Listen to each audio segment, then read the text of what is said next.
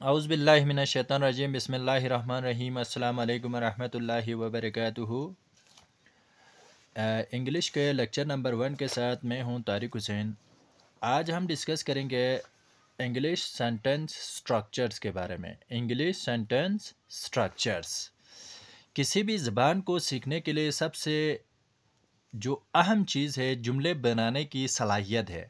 अगर जुमला बनाना ना आए तो इंग्लिश बोली तो जा सकती है, लेकिन इंग्लिश में लिखना नामुमकिन है।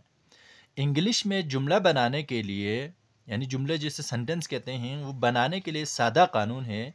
सब्जेक्ट वर्ब ऑब्जेक्ट है, यानी SVO। इसका मतलब है एस से मुराद subject, V verb, O object. ठीक है, सब्जेक्ट से मुराद यानी फाइल, वो आदमी जो किसी काम को सर अंजाम दे, इसे फाइल कहते हैं। दूसरा वर्ब है फेल, यानी काम को कहते हैं। और मफूल जो ऑब्जेक्ट है, ऑब्जेक्ट को उर्दू में मफूल कहते हैं। वो शख्स या चीज़ जिस पर काम वाक़या हो। इस तरह से फाइल यानी सब्जेक्ट, फेल, वर्ब, मफूल जो ऑब्जेक्ट है मिलकर एक जुमला बनाते हैं। लेकिन ये ज़रूरी नहीं कि सारे जुमलों में इस्तेमाल हों। कभी सिर्फ वर्ब फेल से जुमला बन जाता है और कभी किसी जुमले में सिर्फ फाइल और फेल ही है। अहम बात यह है कि मुस्बित जुमला बनाने के लिए इस तरीक़ेकार को इख्तियार करें। यानी मुस्बित जुमला बनाने के लिए क्या करें, इस तरीक़ेकार को इख्तियार करें। मिसाल के तौर पर आप इंग्लिश सीखते हैं तो इसके क्या होगा, you learn English. You learn English, आप इंग्लिश सीखते हैं। अब इसी को नफ़ी बनाने के लिए आपने जुमले में जो मुनासिब यानी हेल्पिंग वर्ब है, जिसे इमदादी फेल है, वो इस्तेमाल करना है। इसके साथ आपने नॉट लगाना है। तो क्या होगा इसका, you do not learn English.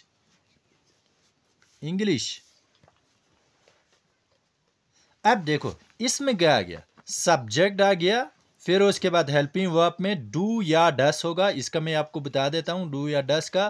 फिर नॉट, उसके बाद हमारे पास वर्ब आ गया, फिर उसके बाद हमारे पास ऑब्जेक्ट है।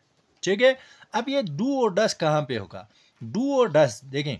डू होता है आई, वी, यू और दे। फिर उसके बाद प्लूरल के लिए हम डू का इस्तेमाल करते हैं। जबकि डस किसके लिए होगा, डू होगा आई, वी, यू और प्लूरल के लिए। ठीक है, और जबकि डस होगा किसके लिए, ही, शी, इट और सिंगुलर के लिए। फिर उसके साथ आप नॉट लगाएंगे तो ये फिर उसके बाद क्या बन जाएगा, निगेटिव सेंटेंस बन जाएगा। ये हमारे पास पॉजिटिव सेंटेंस था, फिर ये निगेटिव सेंटेंस। अब अगर आप इसको इंट्रोगेटिव बनाना चाहें, अगर आप इसको इंट्रोगेटिव बनाना चाहेंगे तो क्या करेंगे, डू या डस को शुरू में लाएंगे, डू या डस को शुरू में लाएंगे। फिर हमारे पास सब्जेक्ट होगा, ठीक है, फिर उसके बाद हमारे पास वर्ब होगा, फिर हमारे पास ऑब्जेक्ट होगा। अब इसी की मिसाल देखें, you do not learn, you learn English है तो इसके साथ यू के साथ डू आएगा, डू यू लर्न इंग्लिश। अब अगर आप इसको फिर मज़ीद मनफी बनाना चाहें तो ये होगा डोंट यू। अगर नेगेटिव में आप करना चाहें तो डोंट यू लर्न इंग्लिश।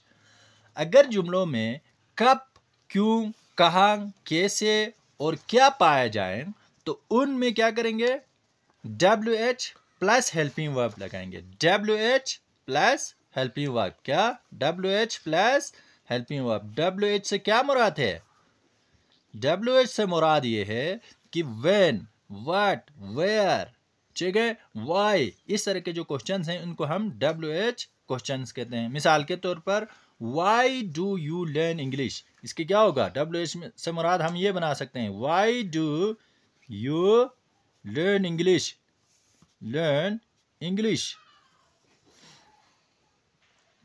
ठीक है, तो उम्मीद है आपको ये जो सब्जेक्ट वर्ब ऑब्जेक्ट्स का कंसेप्ट समझ में आ गए होंगे। ठीक है, तो इसके बाद दूसरा पार्ट इंशाल्लाह दूसरे वीडियो में, क्योंकि ये वीडियो लंबा हो रहा है तो आप सबका बहुत बहुत शुक्रिया। दूसरे पार्ट को आपने ज़रूर देखना है, एक नए लेक्चर्स होगा।